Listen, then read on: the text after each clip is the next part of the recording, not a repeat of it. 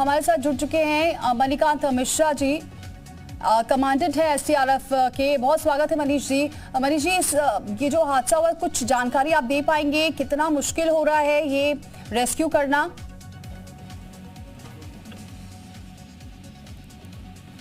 Hello Manikant जी, कुछ बता पाएंगे? ये जो टनल का एक हिस्सा गिरा है, बता रहे हैं कि 50 से 60 मजदूर उसमें फंसे हैं। ऑक्सीजन सप्लाई देना सबसे पहले प्राथमिकता है। कुछ जानकारी आप शेयर कर पाए?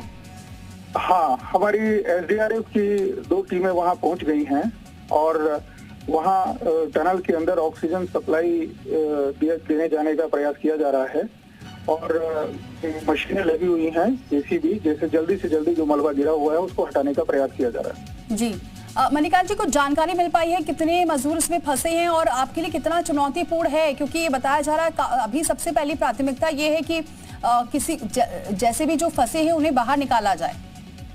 जी जी, हमारी ये प्राथमिकता है और अभी तक लगभग 36 लोगों के नाम आ गए हैं जो अंदर फंसे हुए हैं और उसके ऊपर भी अनुमान किया जा रहा है कुछ लोग और हो सकते हैं। तो प्रयास किया जा रहा है कि कितने लोग हों, इसकी सही जानकारी उपलब्ध हो जाए। सर, क्या कोई कनेक्शन हो पा रहा है?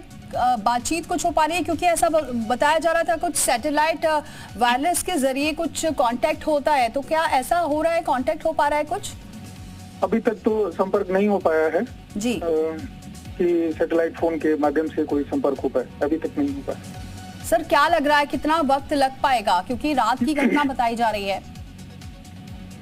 अब एक ड्रिल मशीन होती है जो वर्टिकल ड्रिल करती है, हॉरिजॉन्टल पे ड्रिल करती है, तो उसके थ्रू पता किया जा रहा है कि कितना ये स्पैन होगा इसके मलबे गिरने का और उसके बाद ही अनुमान लगाया जा सकता है कितना समय लगेगा। ठीक है, बहुत शुक्रिया सर हमारे साथ जुड़ने के लिए। जानकारी दे रहे थे मणिकांत मिश्रा जी, हमारे साथ जुड़े हुए थे, जो कमांडेंट है एसडीआरएफ के। उनका ये कहना है अभी ऐसी जानकारी मिल रही है कि 36 से 37 आंकड़े हो सकते हैं जो मजदूर अंदर फंसे हैं, लेकिन कोशिशें लगातार जारी है, पूरी टीमें लगी हुई हैं। लेकिन पहली जो प्राथमिकता वो ये है कि ऑक्सीजन सप्लाई अंदर तक जाती रहे, जिससे कि दिक्कत ना हो, कोई जनहानि ना हो। हालांकि चुनौतीपूर्ण जरूर है, क्योंकि हमारे सहयोगी भी बता रहे हैं कि 5 से 60% जो हिस्सा है वो गिरा है, मलबा गिर गया है, जिसकी वजह से रेस्क्यू करना बहुत ज्यादा आसान नहीं है। लेकिन चूंकि तमाम टीमें लगी हुई हैं, चाहे वो एसडीआरएफ की हो या फिर एनडीआरएफ की टीम हो, प्रशासन भी वहां पर मौके पर मौजूद है और कोशिश ये की जा रही है कि जल्द से जल्द निकाला जाए। एक भी अगर जवान अंदर जा पाता है तो वो पूरी जो स्थिति है उसके बारे में जानकारी ले पाएगा और फिर आसान हो पाएगा रेस्क्यू करना। लेकिन अभी कठिनाई इस बात की हो रही है क्योंकि 50 से 60% मलबा अंदर ज्यादा है, इसी वजह से रेस्क्यू करना मुश्किल हो रहा है। लेकिन ये कोशिश की जा रही है कि जो अंदर फंसे हैं उन्हें प्रॉपर ऑक्सीजन मिल सके और इसी वजह से फिलहाल ऑक्सीजन की सप्लाई दी जा रही है। बाकायदा मशीन लगाई गई है, ड्रिल मशीन लगाई गई है, जिससे ऑक्सीजन अंदर सप्लाई हो सके। और जो आंकड़ा अभी ऑफिशियली जो हमें अभी आंकड़ा मिला है वो 36 के करीब पहुंच रहा है। रामानुज भी हमारे साथ जुड़ चुके हैं। रामानुज, आपके पास क्या अपडेट है इस पूरे घटनाक्रम में? देखिए दीपाली, जिस तरह से पूरा घटनाक्रम सामने आया है उसको लेकर जिला प्रशासन की तरफ से पहली कोशिश यही है कि जो मजदूर फंसे हैं उनको रेस्क्यू ऑपरेशन चला करके सुरक्षित बाहर निकाला जा सके। और यही वजह है कि जो लाइफ सपोर्ट से संबंधित इंस्ट्रूमेंट्स होते हैं जिसके थ्रू ऑक्सीजन की सप्लाई हो सकती है, उसको ऑक्सीजन की सप्लाई दी जा रही है। और लगातार चाहे वो एसडीआरएफ की है या एनडीआरएफ के जो दूसरी एजेंसी है उनके एक्सपर्ट से भी बातचीत की जा रही है। और अभी थोड़ी देर पहले जी मीडिया की टीम ने अधिकारियों से भी संपर्क किया। इस वक्त राजधानी देहरादून के आपदा कंट्रोल रूम के बाहर ही है, तो अधिकारियों का साफ तौर से कहना है कि अभी उनका फोकस रेस्क्यू ऑपरेशन पर है और मजदूरों तक ऑक्सीजन की सप्लाई की जा रही ताकि सुरक्षित निकाला जा सके। ये बता दें कि जो टनल है उसका अगला पार्ट टूटा है और लगभग 200 मीटर तक मलबा फैला हुआ है। उस मलबे को हटा करके और इसके बाद मजदूरों तक पहुंचा जाएगा। जो मजदूर हैं वो ये बताया जा रहा है कि तकरीबन 800 मीटर की दूरी पर हैं, यानी कि वो सुरक्षित हैं। इस तरह से अभी तक की जानकारी मिली है और आगे जो रेस्क्यू ऑपरेशन चलेगा इसके बाद ही तस्वीर साफ हो पाएगी।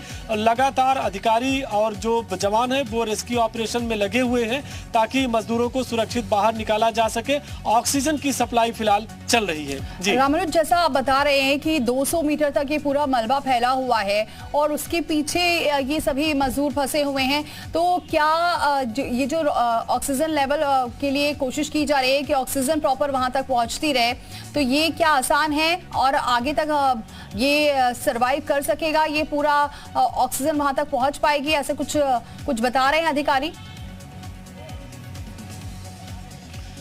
बिल्कुल, बहुत ही कहें कि जो अहम जानकारी मिली है अभी वो ये है कि राजधानी देहरादून में एसडीआरएफ के कमांडेंट और सीनियर जो ऑफिसर्स हैं वो पहुंचे हैं। थोड़ी देर में दर्शकों के भी अपडेट करेंगे कि देहरादून से अधिकारी किस तरह से मॉनिटरिंग कर रहे हैं और आगे ऑपरेशन कैसे चलेगा। जहां तक आपके सवाल है कि आखिर जो ऑक्सीजन की सप्लाई होती है, बिल्कुल चाहे आपने देखा कि जो तपोवन की घटना हुई थी वो चमोली की, वहां पर भी इसी तरह की ऑक्सीजन की सप्लाई के लिए जो पाइपलाइंस होती है लाइफ सपोर्ट से संबंधित, वो बिछा के पहले से ही रखी जाती है ताकि अगर कोई किसी तरह के अप्रिय घटना हो तो ऑक्सीजन की सप्लाई हो सके।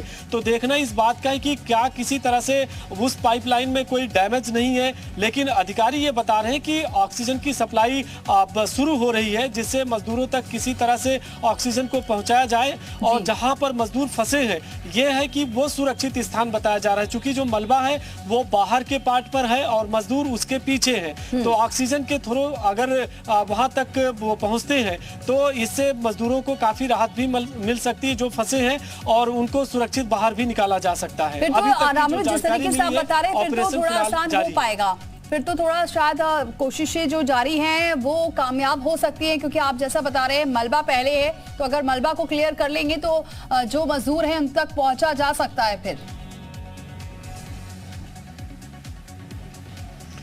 बिल्कुल दीपाली, अभी तक जो अधिकारी बता रहे हैं उसके मुताबिक जो टनल का पार्ट है अगला पार्ट टूटा हुआ है, तो ऐसे में जहां मजदूर है वो वहां पर सुरक्षित होंगे। और इस तरह की जानकारी है, चूंकि अभी पहली कोशिश प्रशासन की यही है कि किसी तरह से रेस्क्यू ऑपरेशन चलाया जाए, उस मलबे को हटाया जाए। और चूंकि टनल होता है एक स्वाभाविक बात होती है कि कहीं और किसी जरिए से नहीं पहुंचा जा सकता, उस टनल के पहले ही पार्ट का मलबा हटेगा और वहां से सफाई करने के बाद ही आगे बढ़ा जा सकता है। तो ऐसे में प्रशासन की कोशिश रेस्क्यू ऑपरेशन चलाने की है और मजदूरों तक जो फंसे लोग हैं वहां तक ऑक्सीजन को पहुंचाया जाए, इनकी कोशिश इसी में लगी हुई है। तो आने वाले 2 से 3 घंटे में काफी कुछ तस्वीर साफ हो जाएगी। अगर मलबे को तेजी गति के साथ साफ किया गया तो आसानी से जो फंसे मजदूर हैं उनको सुरक्षित बाहर निकाला जा सकेगा। जी नजर बनाए रखिए रामरुज, फिलहाल बहुत शुक्रिया ये जानकारी हम तक पहुंचाने के लिए। तो बताया